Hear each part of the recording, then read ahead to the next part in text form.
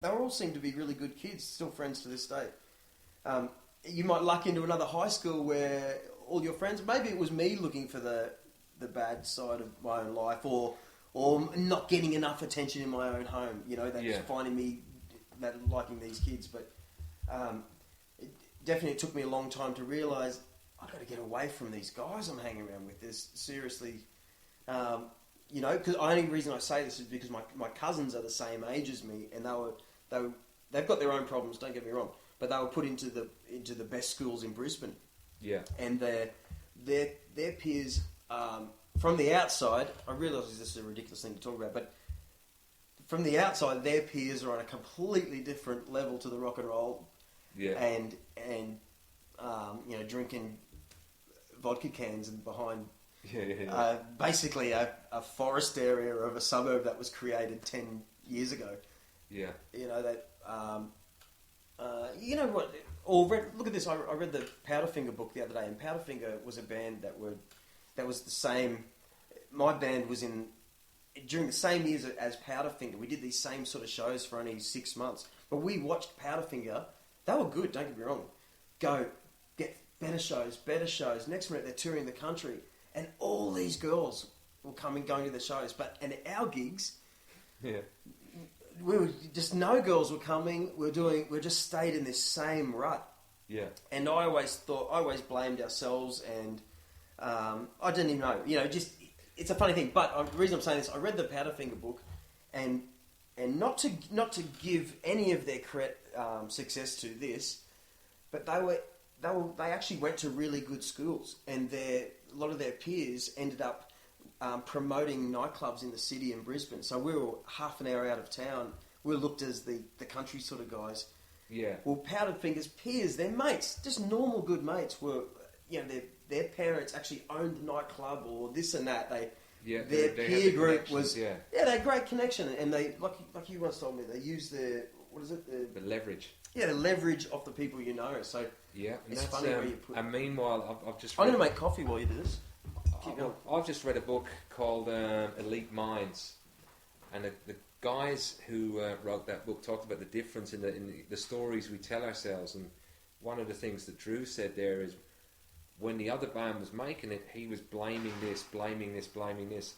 That's a thought process that's probably indicative of a lot of other thought processes. That it's not responsibility or taking your own, hey, I'm in charge of this. Whereas using the leverage, as Powderfinger he talks about did, those guys were able to just move forward, but they would have been to good schools and had a good thinking about what they were doing. I'm just going to pause this for a second.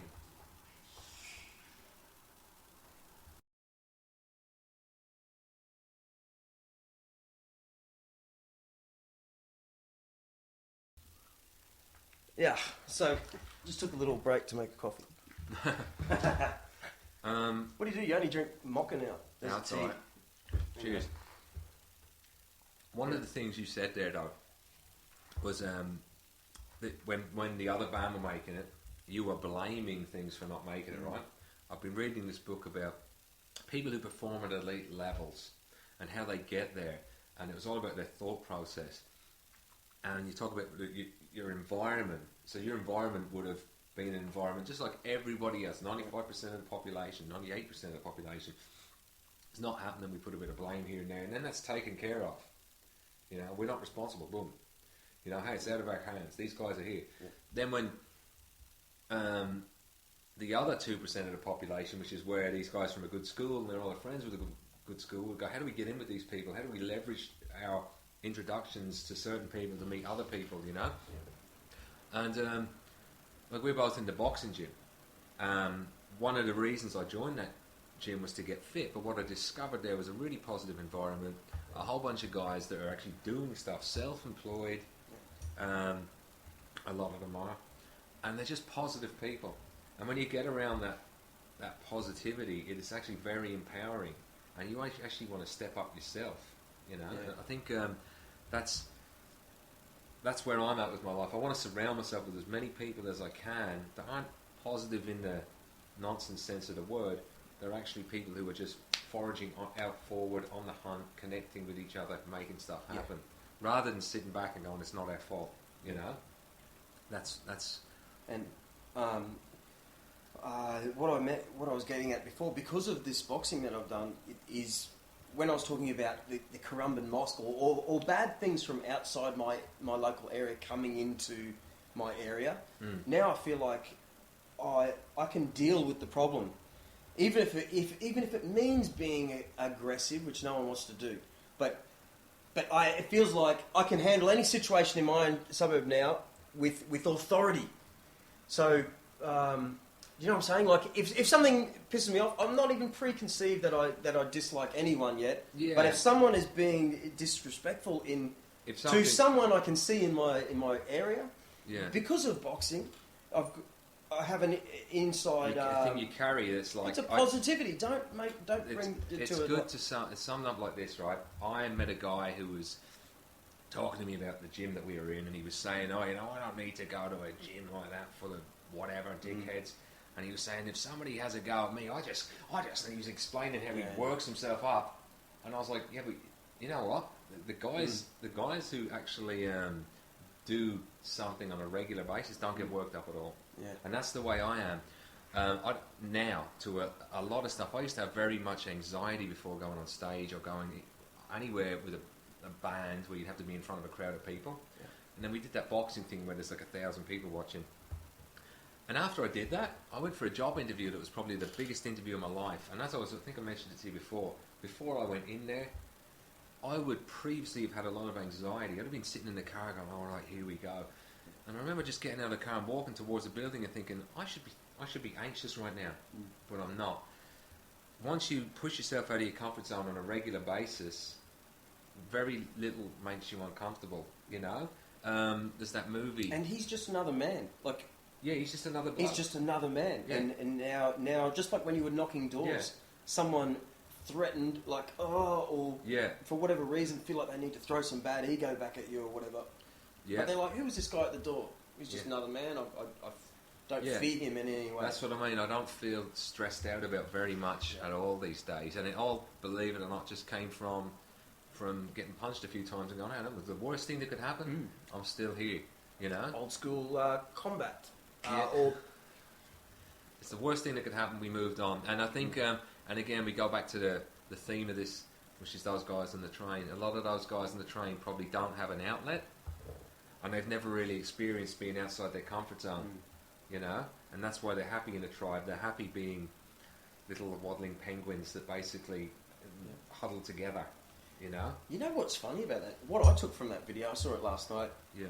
Is that I'll say he's African, I don't know. Say the African guy. Yeah, French African, yeah. French African.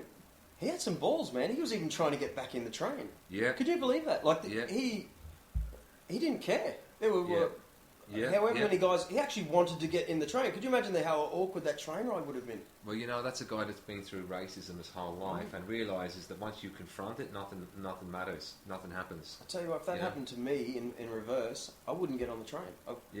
Yeah. I wouldn't have gone on the train. I'd wait for the next one. And I would maybe have been silent, so shocked and upset.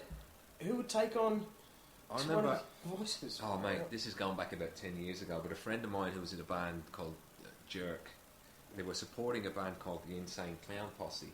The singer of Jerk had insulted the fans of the Insane Sound Posse, the Juggalos, said they're all idiots. So the guy in the band in Jerk rang me. He said, mate, I want you to come and be like a bouncer, do security for us at this gig, because we were expecting a hostile reception. And they were playing at the Roundhouse down at Sydney. So I turned up and kind of, just, okay, I'll make sure nobody gets to the band, make sure nothing kicks off.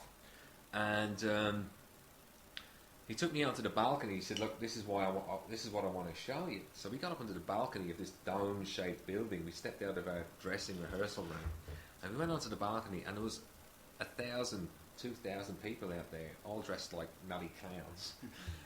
And the minute we stepped on the balcony, just Coke cans start flying up at us. Everybody started. It was like being... You know, it's like being at the Nuremberg rally and being just a Jewish guy getting dragged out beside Hitler. Yeah. The whole crowd were just throwing stuff at us and berating us, and we just ducked back inside. And I was like, man, that was well outside the comfort zone. Yeah. But you know, hey, somebody that dealt with that a lot would just stand there and laugh, you know. But I just was like, let's just get out of here. This is really hostile, you know. It's and as I said, the black guy used to it his whole life, just stood up, kept trying to get back on the train, you know. Yeah. As I said, when you mentioned earlier on, you wake up to yourself at a certain age. I think what happens is you realise that you've been, what my parents used to say, mollycoddled. You've been looked after like a baby too long. You need to go out and get your ass kicked and get in a little bit of trouble sometimes in terms of not getting in trouble, but you need to actually just out of your comfort zone, you know, and then you wake up. You know, and then you realise, hey, I've got to actually take care of my life, my family, what I'm doing. Yeah. You know, yeah, it's pretty crazy. Man, this is fun. I don't know what we do now. So, like I said, I started getting into podcasting just because I really enjoy it, and I can see a way to work on a computer. If you're stuck to a computer like I am, and you can listen to podcasts. It's easier for me to work listening to a podcast than it is to listening to music. My mind travels with music. Yeah. So I actually had such an interest, and I thought after the boxing, thought I'm just going to do whatever I think this time. I'm not going to think about what people think. So that's right. This is my 5th time on the mic.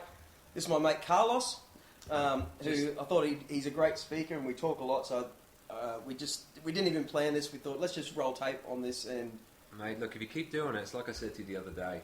One of the life-changing things for me, I always wanted to be a writer.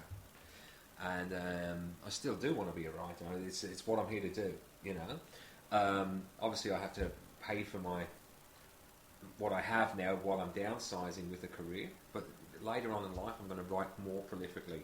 But I do write quite a lot.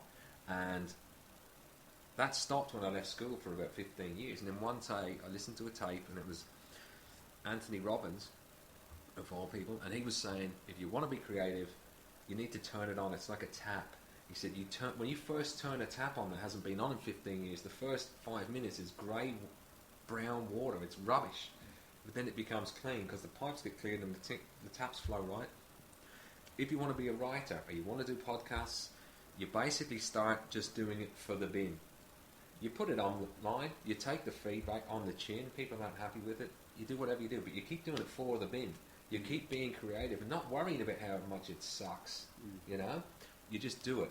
And then eventually what's going to happen is rather than take that feedback as criticism, you're going to take it as something positive and you're going to clean it up and you're going to get to the point maybe a little bit sooner. You're going to have a theme and you're going to map it out and there'll be much more professional attitude. You'll be talking to people who do it and you'll be making this circle of people who do it, and before you know it, it's very easy. I've seen people do it with YouTube videos. You'll have 100,000 subscribers, 250,000 subscribers. That's if it's your passion and it's something you love to do, you know. So you never know where it can go. So what are you writing at the moment? I'm going to write an article actually about boxing, but I'm not. Somebody mentioned to me on social media, you know, you're really good at writing, and what you've done is a good experience, and you should write about it. And I'm thinking, I went to a magazine shop.